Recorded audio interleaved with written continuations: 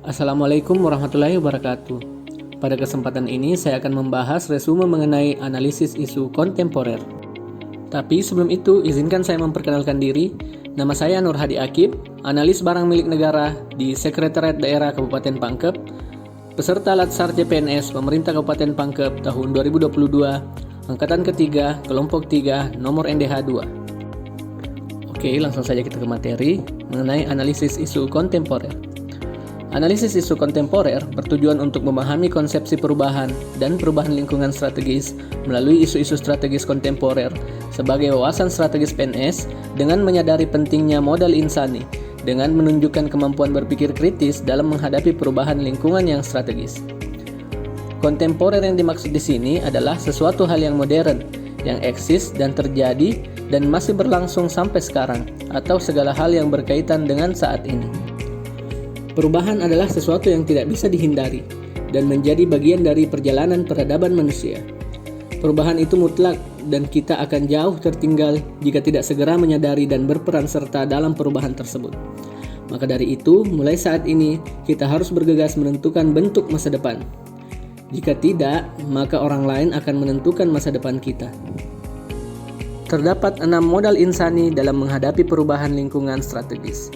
Yang pertama adalah modal intelektual, yang kedua modal emosional, yang ketiga modal sosial, yang keempat modal ketabahan atau adversity, yang kelima modal etika atau moral, yang keenam modal kesehatan atau kekuatan fisik jasmani. Terdapat beberapa isu-isu strategis kontemporer. Yang pertama yakni korupsi, yang kedua narkoba, yang ketiga paham radikalisme, yang keempat money laundry atau pencucian uang, yang kelima proxy war, yang keenam cybercrime, yang ketujuh hate speech, dan yang kedelapan hoax. Oke, kita beralih ke penjelasan yang pertama yakni korupsi. Secara harfiah, korupsi mengandung arti kebusukan, keburukan, ketidakjujuran, dan dapat disuap.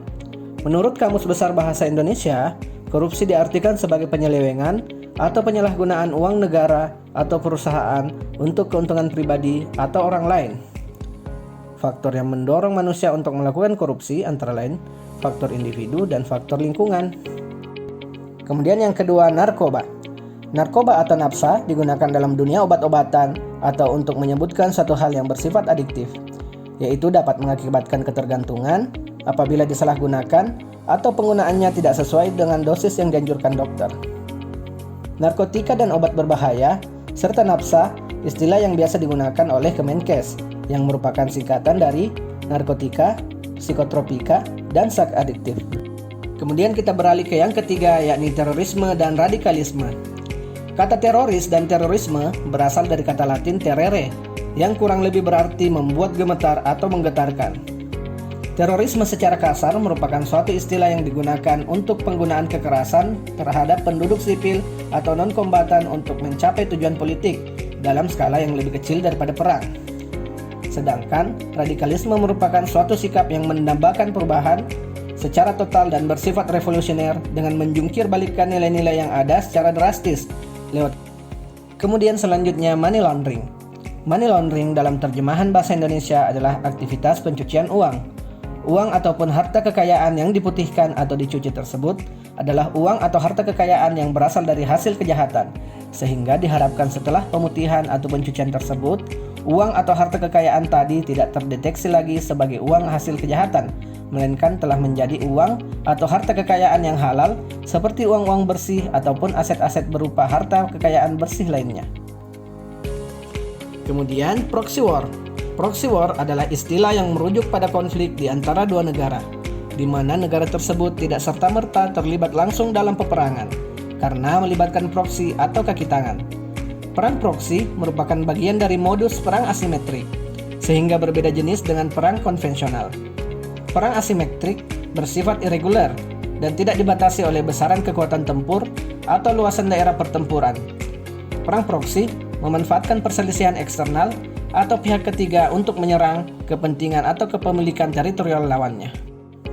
Kemudian selanjutnya, cybercrime. Cybercrime atau kejahatan cyber merupakan bentuk kejahatan yang terjadi dan beroperasi di dunia maya dengan menggunakan komputer, jaringan komputer, dan internet. Pelakunya pada umumnya harus menguasai teknik komputer, algoritma, pemrograman, dan sebagainya, sehingga mereka mampu menganalisa sebuah sistem dan mencari celah agar bisa masuk, merusak, atau mencuri data atau aktivitas kejahatan lainnya. Selanjutnya, hate speech. Hate speech atau ujaran kebencian dalam bentuk provokasi, hinaan, atau hasutan yang disampaikan oleh individu ataupun kelompok di muka umum atau di ruang publik merupakan salah satu bentuk kejahatan dalam komunikasi massa. Dan yang terakhir, hoax. Hoax adalah berita atau pesan yang isinya tidak dapat dipertanggungjawabkan atau bohong atau palsu, baik dari segi sumber maupun isi. Sifatnya lebih banyak mengadu domba kelompok-kelompok yang menjadi sasaran dengan isi pemberitaan yang tidak benar. Nah, itulah tadi pemaparan dari resume analisis isu kontemporer. Terima kasih telah menonton. Mohon maaf apabila masih ada kekurangan. Saya Nur Hadi Akib, ASN Berakhlak, bangga melayani bangsa, pangkep, hebat. Terima kasih. Wassalamualaikum warahmatullahi wabarakatuh.